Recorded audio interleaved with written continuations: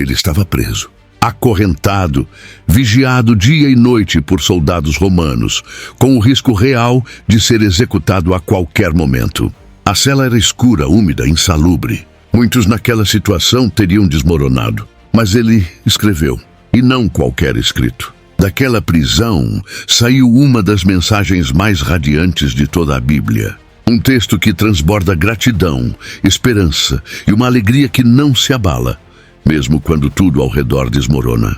Como alguém consegue falar de alegria quando está prestes a morrer? O que havia no coração de Paulo que o fazia cantar mesmo com as mãos atadas? É isso que vamos descobrir ao mergulhar em cada linha da carta aos Filipenses, um verdadeiro cântico de fé em meio ao caos.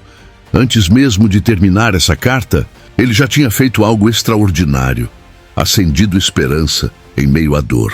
Se esse tipo de luz faz sentido no seu caminho, aproveita e se inscreve aqui no canal, porque tem muito mais vindo por aí. E cada palavra pode ser um novo começo. Nas profundezas de uma prisão romana, cercado por paredes úmidas, acorrentado dia e noite, Paulo escreve uma das cartas mais vibrantes de toda a Bíblia. A epístola aos Filipenses nasce não do conforto, mas da adversidade. O apóstolo, em meio à incerteza sobre sua sentença, demonstra uma serenidade que transcende as circunstâncias. Não há lamento, apenas um coração pulsando gratidão, alegria e zelo pastoral. Ele não escreve como um derrotado, mas como alguém que enxerga além das grades. A prisão se torna púlpito e a dor, matéria-prima de esperança. É curioso notar como a carta mais alegre do Novo Testamento brota em um dos momentos mais escuros da vida de Paulo. Essa realidade só é compreensível quando mergulhamos na perspectiva espiritual do apóstolo. Ele não se via como vítima do império, mas como prisioneiro de Cristo, encarcerado por causa do Evangelho, e não por causa de Roma. Essa distinção muda tudo. O homem que outrora perseguia os cristãos, agora se alegra em sofrer por eles. Paulo escreve aos Filipenses não pedindo ajuda, mas oferecendo consolo. Mesmo privado de liberdade, ele experimenta algo que muitos livres desconhecem: paz interior, propósito eterno e comunhão inabalável com Deus. A história da fundação da igreja em Filipos, registrada em Atos dos Apóstolos capítulo 16, é fundamental para entender essa ligação emocional. Ali, Paulo e Silas já haviam experimentado o milagre do louvor em meio à prisão, quando mesmo açoitados e aprisionados cantavam hinos a Deus até que a terra tremeu. É como se, ao escrever aos Filipenses anos depois, Paulo estivesse retomando aquele espírito de adoração que não depende de circunstâncias favoráveis. Ele relembra não apenas a história, mas revive a essência daquele louvor inabalável. Há algo poderoso nessa escolha de Paulo. Ele opta por enxergar a mão de Deus até nas correntes. Não nega a dor, mas não a permite definir seu tom. Em vez de abrir a carta com queixas, inicia com bênçãos e ação de graças. Isso já confronta qualquer leitor acostumado a buscar consolo em situações melhores. A mensagem que ecoa desde o primeiro parágrafo da epístola é clara. Alegria verdadeira não nasce da ausência de problemas, mas da presença de Cristo. Ao lançar esse fundamento, Paulo nos convida a olhar para além da superfície da vida. Ele quer que seus leitores enxerguem o invisível, ouçam o que só pode ser discernido espiritualmente e vivam com os olhos fixos na eternidade. A carta aos Filipenses não é apenas uma mensagem teológica, é uma explosão de fé de alguém que aprendeu a fazer da dor uma ponte para a glória. Desde as primeiras linhas, Paulo demonstra que sua conexão com os filipenses vai muito além de uma relação institucional. Ao saudar os irmãos, ele não o faz com formalidades vazias, mas com um calor emocional que revela um laço espiritual profundo. Quando afirma que dá graças a Deus todas as vezes que se lembra deles, está revelando uma prática constante de intercessão, mas também um afeto genuíno. A saudação não é mera introdução, é um testemunho vivo de que existe alegria no simples fato de lembrar daqueles que caminham conosco na fé. A carta transborda emoção, especialmente quando Paulo afirma que sente saudades dos filipenses com as ternas misericórdias de Cristo Jesus. Esse tipo de linguagem é incomum em outras epístolas, o que evidencia o lugar especial que aquela igreja ocupava em seu coração. O tom de afeto lembra mais uma conversa entre amigos íntimos do que uma correspondência apostólica. É como se, mesmo à distância, Paulo estivesse abraçando seus irmãos com palavras carregadas de saudade e gratidão. O motivo dessa profunda afeição tem raízes na história que viveram juntos. Desde o primeiro momento em que o evangelho chegou à cidade, os filipenses responderam com hospitalidade, generosidade e perseverança. A igreja nasceu em meio a milagres e perseguições, e isso criou um elo quase inquebrável entre Paulo e aqueles irmãos. Cada lembrança reacende em Paulo o senso de propósito que o move, mesmo agora, cercado por muros de pedra. A lembrança da fidelidade dos filipenses se transforma em combustível para a continuidade de seu ministério. Mais do que saudade, Paulo expressa um desejo ardente de que o amor deles cresça em conhecimento e discernimento. Isso mostra que sua gratidão não é passiva. Ele não se contenta com o que já foi vivido, mas deseja ver aquela comunidade se aprofundar ainda mais em Cristo. A alegria do apóstolo está em ver os filipenses amadurecerem, frutificarem e se tornarem cada vez mais semelhantes ao Senhor. Esse anseio revela a visão pastoral de alguém que ama o povo de Deus de forma sacrificial. Nesse ponto, é impossível não refletir sobre as pessoas que marcam nossa jornada com o Evangelho. Quem são aqueles que despertam em nós orações espontâneas de gratidão?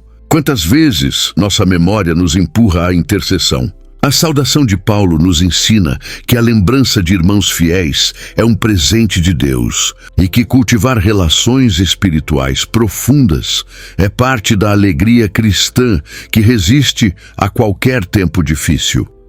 Dentre todas as igrejas que Paulo plantou, a de Filipos foi a que mais se destacou por sua constância no apoio missionário.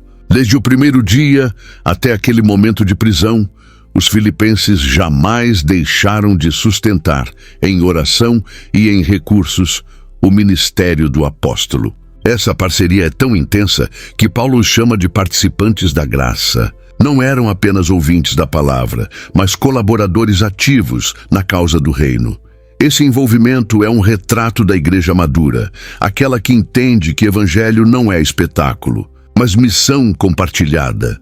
Essa participação era visível não apenas em gestos financeiros, mas na comunhão afetiva e espiritual que existia entre eles. Paulo se sente ligado a eles no mais íntimo, não por causa de resultados ou números, mas por causa da disposição deles de sofrer pelo mesmo evangelho. É como se a alegria de Paulo não estivesse em ver a igreja crescer em influência, mas em vê-la crescer em entrega. Isso desafia nossos critérios modernos de sucesso e aponta para um modelo mais profundo de comunidade cristã. Além disso, essa parceria é regada por oração mútua. Paulo ora por eles com fervor e sabe que também está sendo sustentado pelas orações deles. Há uma dinâmica espiritual poderosa acontecendo.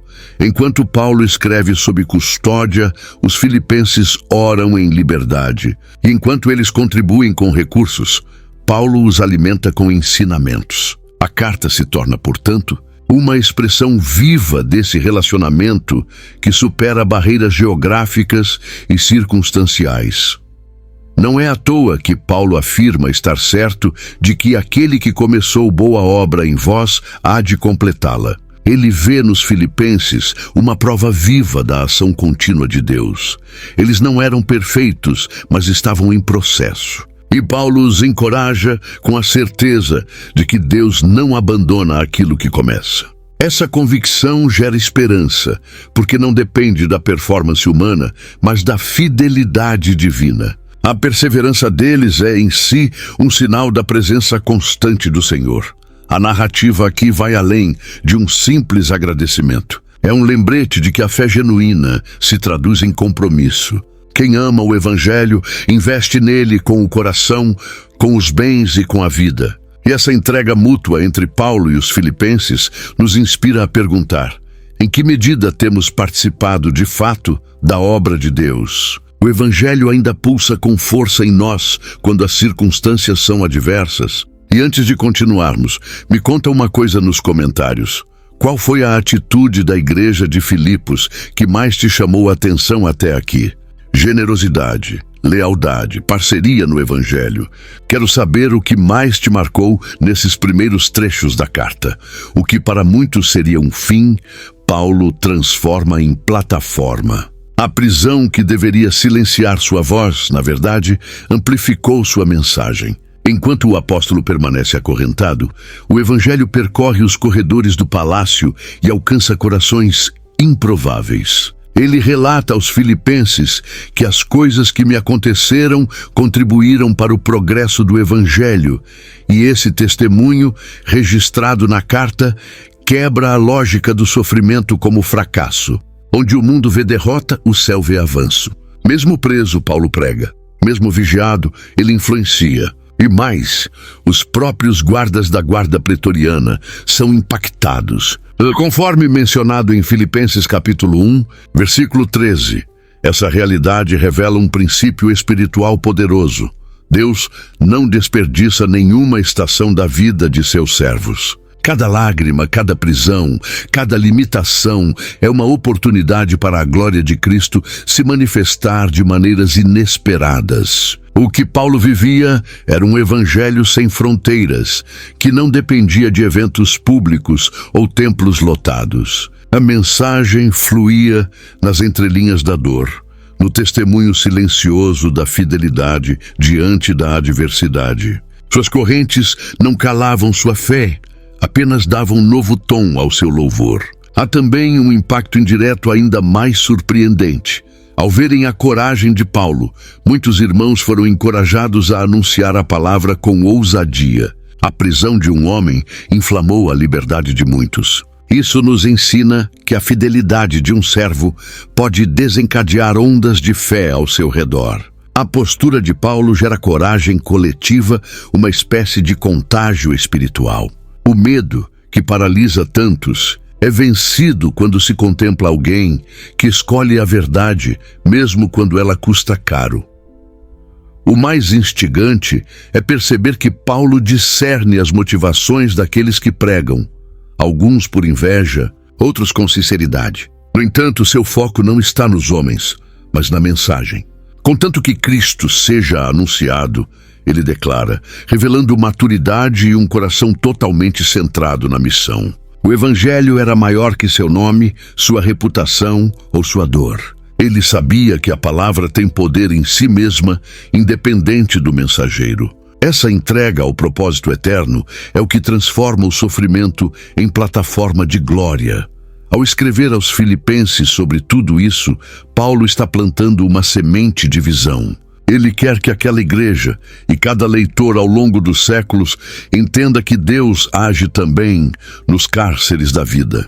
Quando a liberdade externa se esvai, a liberdade interior se revela com ainda mais força. E nesse eco das correntes, o Evangelho ressoa com uma beleza única, que só os que passaram por vales profundos conseguem entoar. Em meio à incerteza sobre seu futuro, Paulo faz uma declaração que desconcerta qualquer lógica natural. Ele se alegra e continuará a se alegrar. Esse tipo de afirmação, feita enquanto enfrenta a possibilidade de execução, revela uma espiritualidade que não é construída sobre resultados, mas sobre convicções eternas. Sua alegria não está ligada ao desfecho do julgamento romano, mas ao conhecimento de que Cristo será engrandecido, seja pela vida ou pela morte. Isso fica claro em Filipenses capítulo 1, versículo 18 ao 20, onde Paulo declara sua confiança na intervenção divina, impulsionada pelas orações dos irmãos e pela provisão do Espírito de Jesus Cristo. Essa é uma das marcas mais profundas do cristianismo maduro. Encontrar alegria não em circunstâncias favoráveis, mas em propósitos cumpridos. Paulo não precisava ser libertado para se alegrar. Bastava saber que sua vida, até mesmo em prisão, glorificava a Deus. É como se a alegria dele estivesse ancorada em um porto seguro, inacessível às tempestades externas. Isso nos confronta em nossas próprias fragilidades. Até que ponto nossa alegria depende de situações controladas? O quanto somos vulneráveis à instabilidade da vida? Ao invés de se deixar consumir pela ansiedade do futuro, Paulo escolhe viver com propósito no presente. Ele expressa um dilema interno entre o desejo de partir e estar com Cristo, o que para ele seria muito melhor, e a necessidade de permanecer por causa do progresso espiritual dos filipenses. Esse conflito revela que sua motivação de vida não é o bem-estar pessoal, mas o avanço do reino. Sua alegria, portanto, não é hedonista, mas sacrificial. Ele encontra prazer em servir, mesmo quando isso significa adiar sua entrada na eternidade. Há um detalhe sutil e poderoso nessa narrativa. Paulo acredita que sua permanência será para o progresso e alegria dos filipenses na fé. Isso revela o quanto ele entende que a alegria cristã é, em parte, alimentada pela edificação mútua. Quando um irmão persevera, outros são fortalecidos. A alegria que ele compartilha não é egoísta nem solitária, mas comunitária. Ela se espalha como luz entre os que andam juntos no mesmo caminho. Ao ler essa porção da carta, é impossível não parar para considerar a fonte da nossa própria alegria. Será que ela tem resistido aos dias maus? Está firmada em Cristo ou nos confortos da vida? Paulo nos mostra que há uma alegria indestrutível, aquela que nasce do alinhamento com a vontade de Deus, mesmo em cenários desafiadores. E essa alegria, quando verdadeira, é capaz de iluminar os lugares mais escuros. Entre as frases mais impactantes de toda a epístola, poucas são tão desafiadoras quanto esta. Porque para mim o viver é Cristo e o morrer é lucro. Conforme registrado em Filipenses, capítulo 1, versículo 21. Essa declaração é mais do que uma frase de efeito. É o retrato da cosmovisão de Paulo. Ele não teme a morte, porque já morreu para si mesmo. A vida para ele não é um fim em si mesma, mas um meio para glorificar a Cristo. E a morte, longe de ser derrota, é promoção eterna. Essa visão transforma completamente a forma como se encara tanto o sofrimento quanto o sucesso. Paulo está ensinando que o verdadeiro sentido da vida está em Cristo. Isso vai além de frequentar cultos ou aderir a um conjunto de crenças. É viver a partir dele, para ele e por ele. Cada respiração, cada decisão, cada relação se torna um campo para manifestar a glória do Salvador. E quando essa centralidade é alcançada, o medo da morte se desfaz. Não porque o fim deixa de ser real, mas porque a eternidade passa a ser o lar mais desejado. O céu, para Paulo, não é apenas um consolo, é o maior anseio. Esse tipo de entrega, no entanto, não nasce da noite para o dia. É fruto de uma jornada de fé profunda, marcada por renúncias, perseguições e experiências com Deus. Paulo não romantiza a morte, mas a encara com esperança. Ele reconhece que viver implica em trabalho árduo, em frutificação ministerial, em lutas diárias. Mas ainda assim, morrer é lucro. Porque estar com Cristo é infinitamente superior a qualquer conquista terrena. Essa perspectiva corrige nossa tendência de apego exagerado às coisas deste mundo. A honestidade de Paulo nesse ponto é desconcertante. Ele compartilha seu dilema com os filipenses, não como alguém indeciso, mas como um homem que vive intensamente entre dois amores, o povo de Deus e o próprio Deus. E ele escolhe permanecer por amor à igreja. Esse gesto nos ensina sobre o valor de viver com propósito e altruísmo. Paulo prefere adiar seu descanso eterno para continuar sendo instrumento de crescimento para os outros. Que tipo de amor é esse, que escolhe o sacrifício quando poderia escolher o descanso? Ao contemplarmos essa parte da carta, somos confrontados com uma pergunta fundamental. O que significa, de fato, viver? Para Paulo, viver é Cristo. Todo o resto é secundário. E essa definição não se trata apenas de um ideal espiritual, mas de uma realidade vivida, mesmo em cadeia. É essa verdade que dá forma à alegria inabalável, uma alegria que nem a prisão, nem a morte, nem o abandono conseguem roubar. Ao escrever aos Filipenses, Paulo revela uma preocupação pastoral com a firmeza e unidade da igreja diante das pressões externas. Ele os exorta a permanecerem firmes em um só espírito, como uma só alma, lutando juntos pela fé do Evangelho, como descrito em Filipenses capítulo 1, versículo 27. A expressão revela que, para o apóstolo, a unidade não é apenas um valor moral, mas uma arma espiritual em tempos de oposição. Diante da perseguição, a igreja deveria se mover como um corpo coeso, onde ninguém luta sozinho, e a resistência não depende da força individual, mas da comunhão inquebrável.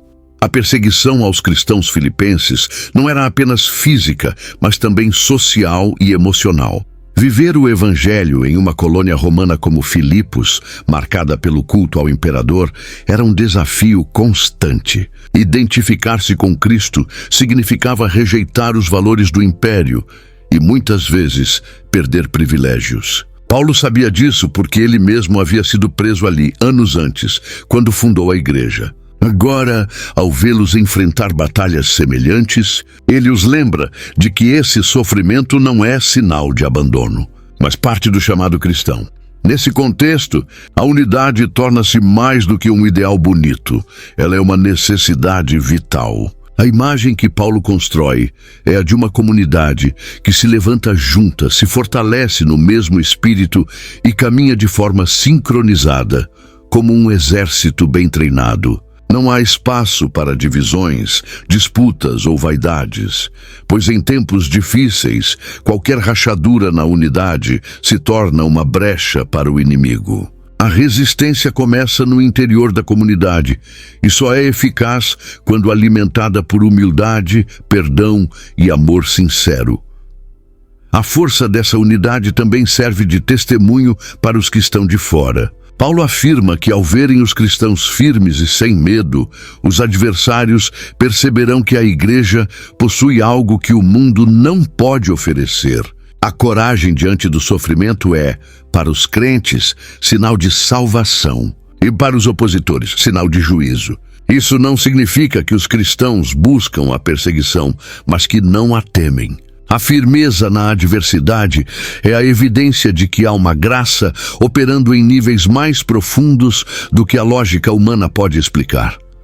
Este trecho da carta não é apenas um conselho prático, mas um chamado urgente à maturidade espiritual. Paulo está dizendo aos filipenses e a nós que a comunhão em tempos de dor não é opcional, mas indispensável.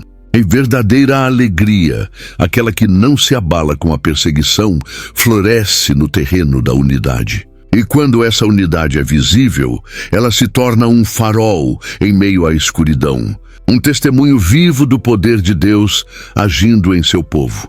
No coração da carta aos Filipenses, encontramos um dos textos mais sublimes de todo o Novo Testamento, o hino cristológico que descreve a humildade e exaltação de Cristo. Paulo introduz esse trecho, exortando os irmãos a terem o mesmo sentimento que houve em Jesus, que, sendo em forma de Deus, não considerou o ser igual a Deus como algo a ser retido, mas esvaziou-se a si mesmo, como está registrado em Filipenses capítulo 2, versículos 5 ao 8. Esse esvaziamento voluntário é a essência da humildade divina e se torna o padrão para toda a vida cristã verdadeira. Cristo, que tinha todos os direitos celestiais, escolheu a obediência até a morte e morte de cruz. Ele não foi forçado nem enganado, mas decidiu, por amor, tomar o caminho da renúncia. Essa escolha não é apenas um gesto histórico, mas um convite eterno. Paulo não apenas apresenta Jesus como exemplo moral, mas como modelo encarnado daquilo que significa viver de forma plena diante de Deus. A humildade de Cristo não diminuiu sua glória. Pelo contrário, foi o caminho que o levou à exaltação. Esse ensinamento atinge em cheio a cultura dos filipenses, influenciada pelos valores romanos de poder, honra e status. Paulo está desconstruindo essa mentalidade ao mostrar que a verdadeira grandeza não está em subir degraus de prestígio, mas em descer voluntariamente por amor. A humildade nesse contexto não é fraqueza, é força espiritual. E é essa humildade que sustenta a alegria que não se corrompe, pois não está baseada na posição social, mas na identidade em Cristo. Além disso, o hino revela que, após sua humilhação, Deus exaltou Cristo sobremaneira e lhe deu um nome que está acima de todo nome. Isso aponta para um princípio eterno. Deus resiste aos soberbos, mas exalta os humildes. A alegria duradoura não floresce no solo da vaidade, mas na terra fértil da rendição.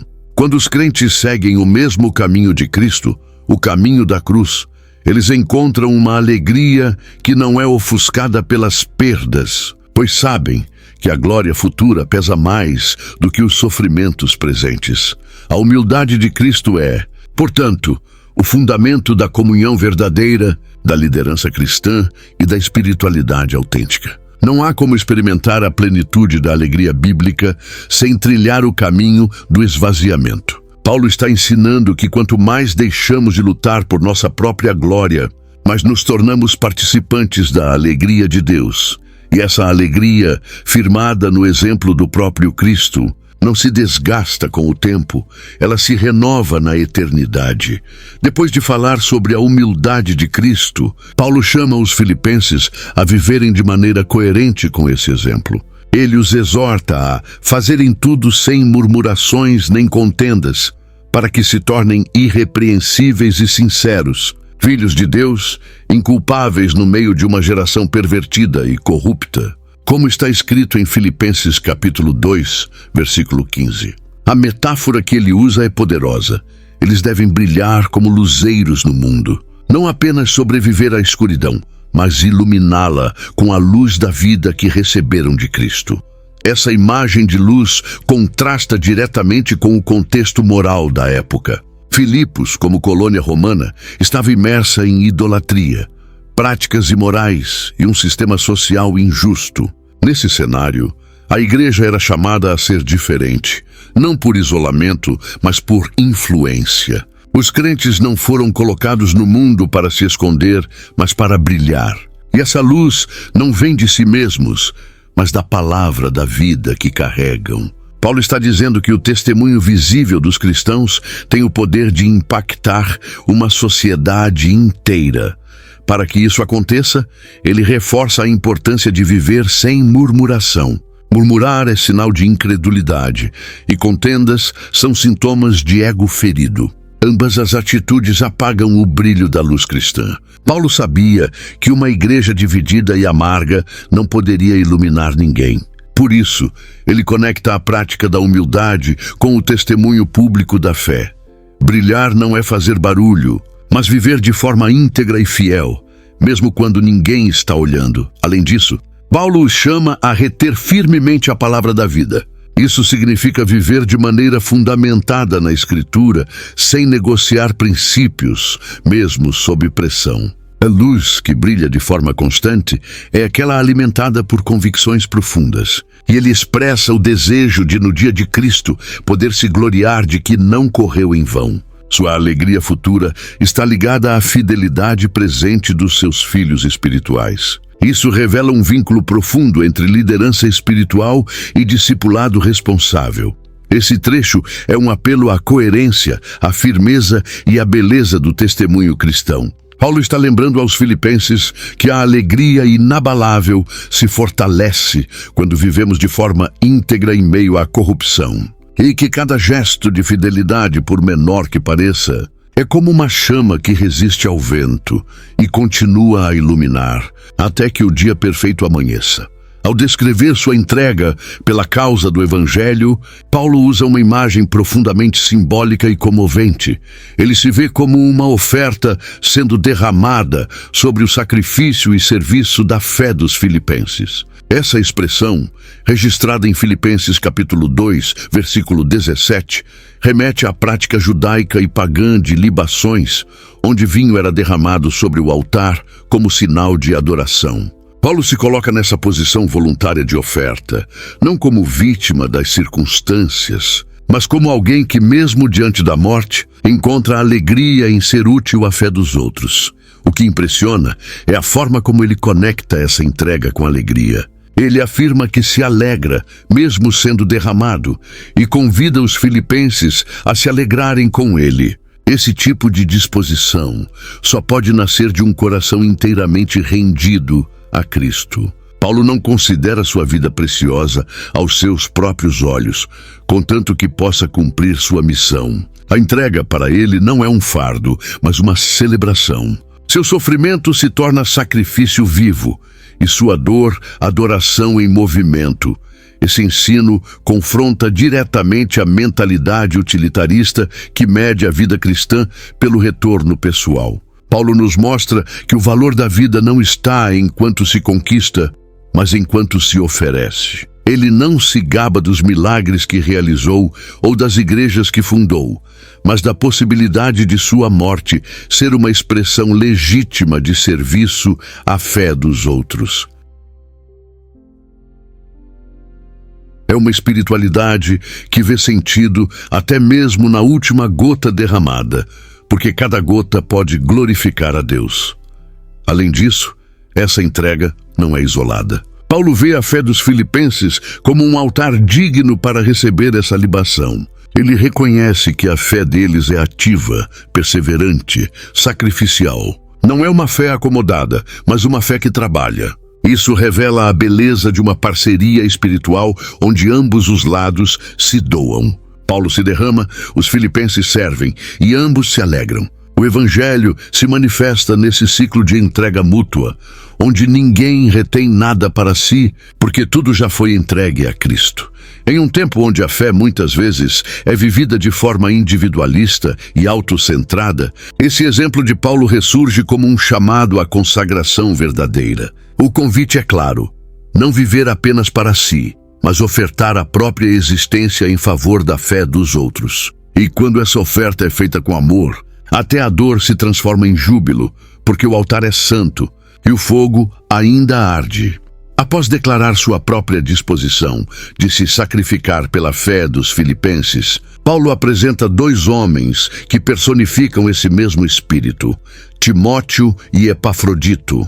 Esses nomes, que poderiam passar despercebidos numa leitura superficial, revelam valores profundos de caráter, serviço e amor ao próximo. Em Filipenses capítulo 2, versículos 19 ao 30, o apóstolo descreve com gratidão e ternura o papel desses cooperadores fiéis. Ambos são exemplos vivos de como a alegria cristã se expressa por meio da fidelidade no cotidiano. Timóteo, por quem Paulo tinha afeto de pai para filho, é descrito como alguém que sinceramente se interessa pelo bem-estar dos filipenses. Essa qualidade rara mostra um coração moldado pela compaixão e pelo altruísmo. Enquanto muitos buscavam os seus próprios interesses, Timóteo se destacava por priorizar os interesses de Cristo. Seu exemplo confronta a superficialidade do engajamento religioso e aponta para uma espiritualidade que se manifesta no cuidado prático, no compromisso silencioso e na disposição de servir sem alarde. Já Epafrodito é lembrado com uma mistura de admiração e compaixão. Ele havia sido enviado pelos filipenses para levar ajuda a Paulo e acabou adoecendo gravemente no processo. Mesmo às portas da morte, não pensava em si, mas no sofrimento dos irmãos que souberam de sua enfermidade. Paulo o chama de irmão cooperador e companheiro de lutas, ressaltando a dimensão fraternal, ministerial e guerreira de sua entrega. Epafrodito representa o tipo de cristão cuja fé não é teórica, mas vivida com o corpo, com o tempo e com o risco. Esses dois homens não realizaram milagres espetaculares, nem pregaram sermões memoráveis, mas suas vidas falaram alto. A fidelidade deles sustentou Paulo em momentos críticos, edificou a igreja e agradou ao Senhor. Isso nos lembra que o reino de Deus é construído não apenas pelos que estão no centro do palco, mas por aqueles que nos bastidores sustentam a obra com coragem, lealdade e amor constante. São pessoas assim que carregam a essência do Evangelho. Ao mencionar Timóteo e Epafrodito, Paulo não apenas agradece, ele ensina. Ele eleva esses homens como padrões a serem seguidos, mostrando que a verdadeira grandeza no reino é medida pela disposição de servir, sofrer e permanecer. A alegria inabalável não brota de reconhecimento humano, mas de viver com fidelidade diante de Deus, mesmo que em silêncio. E quando essa fidelidade é compartilhada, ela se torna uma fonte mútua de alegria e força. Ao entrar no capítulo 3 de sua carta, Paulo muda o tom. Ele alerta contra os maus obreiros e os da mutilação, referindo-se aos que tentavam impor a circuncisão como requisito de salvação. Em seguida, faz uma das declarações mais poderosas sobre sua própria caminhada. Considera todas as suas conquistas como perda diante da excelência do conhecimento de Cristo Jesus, seu Senhor. Essa afirmação aparece em Filipenses capítulo 3, versículo 8, e marca um divisor de águas entre uma fé baseada em performance e uma fé centrada em relacionamento. Paulo tinha um currículo religioso impressionante. Judeu da tribo de Benjamim, fariseu zeloso, irrepreensível quanto à lei. Uma biografia que o colocaria no topo da hierarquia religiosa de sua época. No entanto, ele considera tudo isso como esterco quando comparado ao privilégio de conhecer Cristo. Isso revela que o verdadeiro valor da fé cristã não está no acúmulo de títulos ou feitos, mas na intimidade com o Salvador.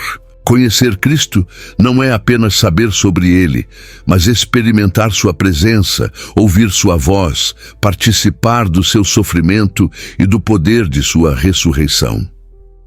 Esse conhecimento não vem sem custo. Paulo fala de perder tudo para ganhar a Cristo. Não se trata de uma troca injusta, mas de uma rendição voluntária ao que realmente importa. Ele não se gloria nas renúncias em si, mas naquilo que ganhou, uma vida unida a Jesus. Essa inversão de valores nos desafia profundamente. Em um mundo que nos ensina a acumular, Cristo nos convida a abrir mão. E é nesse esvaziar-se que encontramos o verdadeiro tesouro.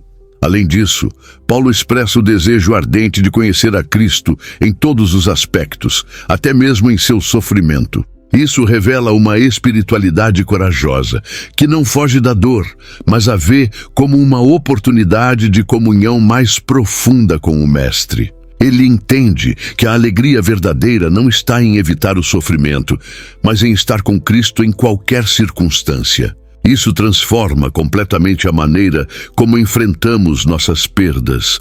Por fim, essa parte da carta nos lembra que o Evangelho é, acima de tudo, uma jornada de intimidade. A alegria inabalável que Paulo experimenta vem de um coração completamente rendido a Cristo. E quanto mais o conhece, mais deseja conhecê-lo. Esse anseio é o combustível da fé, o segredo da perseverança e a fonte de toda a alegria que resiste ao tempo e ao sofrimento. Conhecer Cristo não é apenas o começo, é o tudo.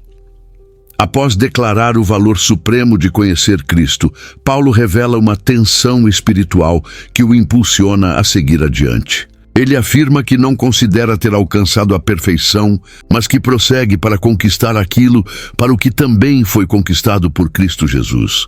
Essa poderosa declaração está registrada em Filipenses capítulo 3, versículos 12 ao 14, onde o apóstolo se apresenta como um corredor focado na linha de chegada, disposto a deixar o passado para trás para alcançar o prêmio supremo da soberana vocação em Cristo.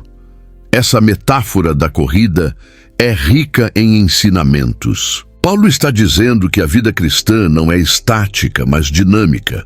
Não basta ter tido um encontro com Cristo. É preciso manter os olhos fixos nele e avançar com determinação. O passado, sejam falhas ou conquistas, não deve ser o ponto de fixação. É olhando para o alvo que se encontra força para continuar. Esse foco é o segredo da perseverança, saber para onde se está indo e por quem se está correndo. O apóstolo também demonstra humildade ao reconhecer que ainda não chegou lá.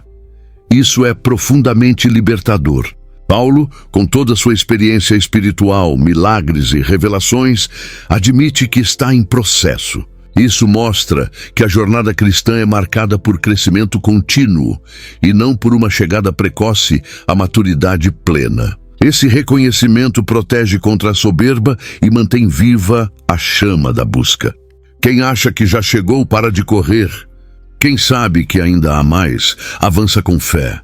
Paulo ainda reforça que essa mentalidade deve ser compartilhada por todos os que são perfeitos, ou seja, maduros na fé. Ele está propondo uma forma de pensar que define o viver cristão, uma mente voltada para o progresso, que não se conforma com a estagnação. E maturidade, nesse caso, não é se sentir pronto, mas reconhecer a necessidade constante de se aproximar mais de Cristo. O foco não está em ser melhor que os outros, mas em ser moldado pelo Espírito Santo a cada passo. Essa parte da carta nos lembra que a alegria inabalável não vem de uma fé parada, mas de uma caminhada viva. Há um alvo diante de nós, um chamado que nos impele para frente, mesmo em meio às lutas. Quando essa visão está clara, a fadiga diminui, a motivação aumenta e o coração se enche de propósito. Perseverar não é apenas resistir, mas avançar. E o combustível dessa jornada é a esperança daquele prêmio eterno, reservado àqueles que não param de correr. Logo após convocar os crentes a manterem os olhos no alvo, Paulo revela qual é esse destino final, a cidadania celestial. Em Filipenses capítulo 3, versículo 20, ele afirma que a nossa cidade está nos céus, de onde também esperamos o Salvador, o Senhor Jesus Cristo. Essa declaração tem um peso especial, sobretudo para os cristãos de Filipos, que viviam numa cidade orgulhosa de seu status como colônia romana. Paulo está redirecionando esse orgulho para uma realidade superior. O verdadeiro pertencimento não é político, mas espiritual. Essa afirmação carrega consigo um chamado à esperança ativa. Não se trata de uma fuga da realidade terrena, mas de viver com os olhos fixos na eternidade, enquanto se é fiel no presente. A cidadania celestial molda a ética, os valores, as prioridades. Quem pertence ao reino de Deus vive de forma diferente porque sabe que está de passagem. Paulo está ensinando que a esperança futura transforma a maneira como se lida com o agora. Cada decisão, cada renúncia, cada sacrifício encontra sentido à luz desse destino final. Além disso, Paulo não apresenta essa cidadania como algo passivo.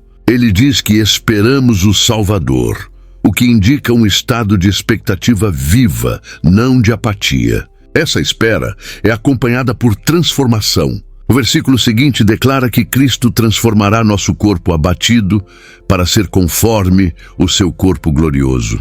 Ou seja, há um processo em curso. Enquanto esperamos, somos moldados, purificados, preparados. A esperança cristã não é escapismo, mas santificação.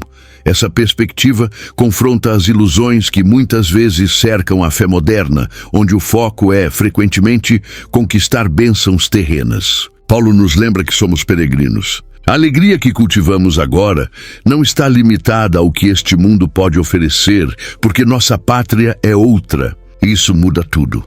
Muda como enfrentamos a dor, como nos relacionamos com o dinheiro, como servimos, como perdoamos, como amamos. Tudo é influenciado por essa identidade eterna. A cidadania celestial não é apenas uma doutrina, é uma âncora para a alma em tempos difíceis. Paulo escreve a partir da prisão, mas seu coração está livre, porque não pertence a Roma, ele pertence ao céu. E esse pertencimento redefine a maneira como ele interpreta sua realidade. Essa é a chave da alegria inabalável, saber a quem se pertence e para onde se vai. Quando essa certeza governa o coração, nada neste mundo tem poder suficiente para roubar a paz.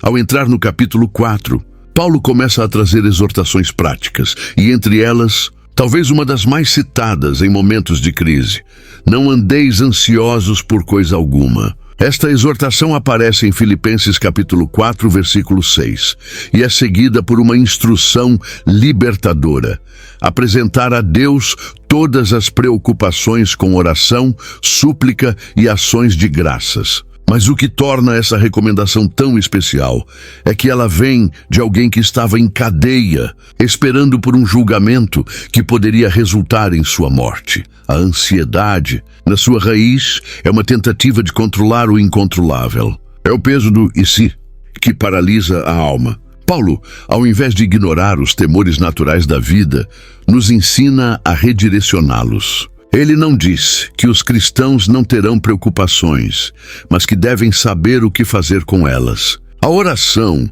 nesse contexto, não é uma formalidade devocional, mas um ato de entrega radical. É como abrir o coração diante de Deus e despejar tudo: medos, dúvidas, frustrações, tudo com gratidão, reconhecendo quem Deus é. O resultado dessa prática é extraordinário. A paz de Deus, que excede todo o entendimento, guardará o vosso coração e a vossa mente em Cristo Jesus. Essa paz não é ausência de conflito externo, mas proteção interior. Paulo está dizendo que, mesmo se as circunstâncias não mudarem, o coração pode permanecer firme. Essa é uma paz que desafia a lógica, porque ela não depende da resolução dos problemas, mas da presença de Deus que habita o interior do crente. Ao falar disso aos filipenses, Paulo os convida a viver um tipo de espiritualidade que não nega a realidade, mas que não é governada por ela. A alegria que resiste à ansiedade não é superficial. É fruto de uma disciplina espiritual que escolhe confiar, mesmo quando tudo ao redor grita o contrário. É uma alegria que aprende a respirar fundo na presença de Deus, a lembrar-se das promessas, a agradecer mesmo antes da resposta. Esse trecho da carta nos ensina que, nos dias maus, o caminho não é o desespero, mas a oração. E que há uma paz disponível para aqueles que decidem descansar em Deus. Essa paz não é frágil, não se quebra com más notícias. Ela vem do alto, envolve o coração e protege a mente. Quando essa paz é cultivada, ela sustenta a alegria que não pode ser explicada, mas que pode ser vivida mesmo nos vales mais escuros, em um mundo onde os pensamentos são bombardeados por más notícias, mentiras e distrações constantes. Paulo nos entrega uma arma poderosa, a disciplina da mente. Em Filipenses capítulo 4, versículo 8, ele convida os crentes a fixarem seus pensamentos em tudo o que é verdadeiro, respeitável, justo, puro, amável e de boa fama. Essa instrução não é apenas um conselho positivo, é um chamado à vigilância espiritual. A mente é o campo de batalha da fé, e o que se pensa determina o que se sente e muitas vezes como se vive.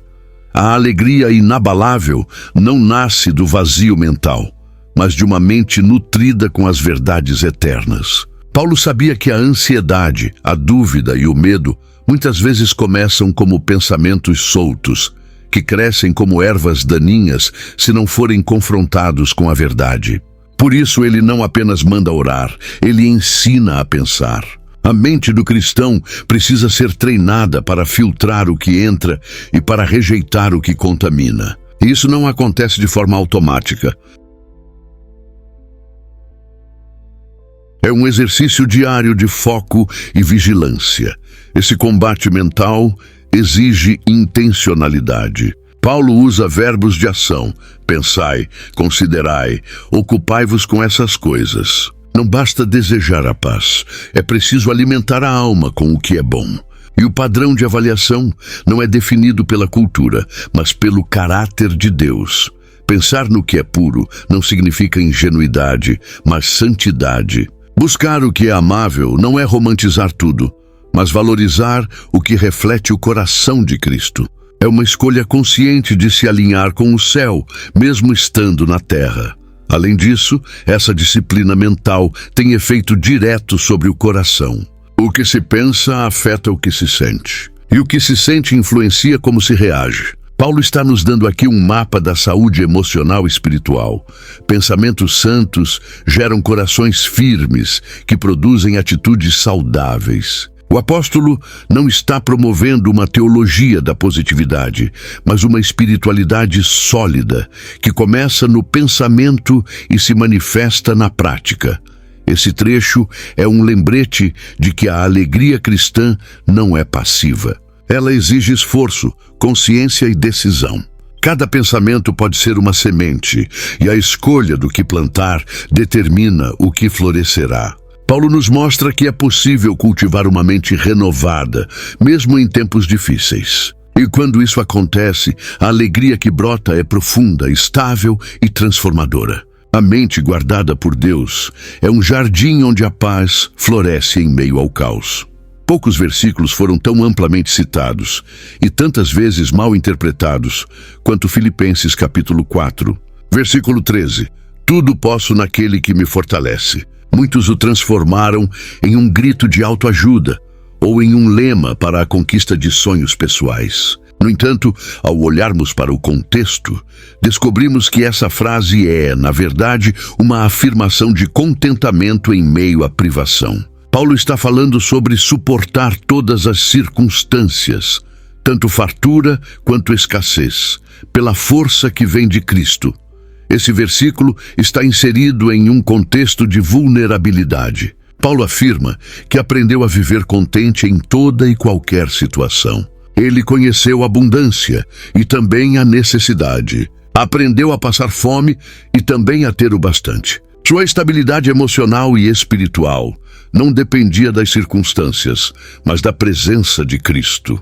Isso muda radicalmente a leitura do texto. O tudo posso não é uma licença para triunfalismos vazios, mas um testemunho de resistência sobrenatural na adversidade.